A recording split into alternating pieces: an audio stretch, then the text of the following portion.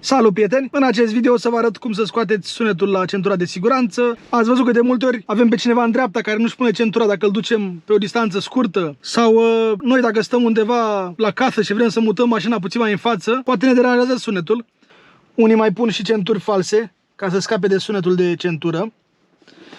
Și o să vă arăt la aceste 60 cum scot sunetul fără să folosesc centuri false. Deci avem nevoie? Avem nevoie de un OBD cu care să ne conectăm la mașină. Eu l-am pe ăsta de la V-Linker, care e foarte bun la BMW-uri.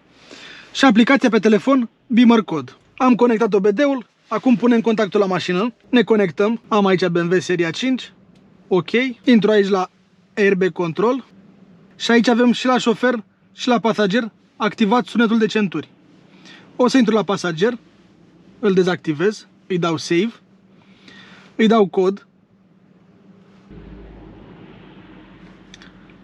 S-a codat. Eu vă recomand când folosiți aplicația Beamer Code să activați modul avion, să nu cumva să vă sune cineva când sunteți într-o codare. Ok? Și acum și la șofer. Save și cod. Și acum ambele le avem dezactivate. Pot să ies să mă deconectez și acum să-i facem proba. Centura o avem scoasă și acum să mergem cu mașina să vedem dacă se mai aprind centurile. Deci înainte, când treceam de 25 de km pe oră, începea sunetul de la centuri.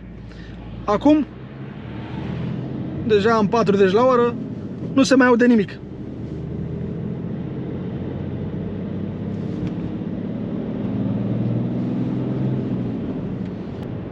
Cu toate că am scos sunetul, vă recomand să purtați centura de siguranță. Deci noi de acum doar am scos sunetul, nu înseamnă că nu trebuie să purtăm centura. Ok? Prieteni, vă mulțumesc de vizionare și ne vedem la următorul video. V-am lăsat. Pa!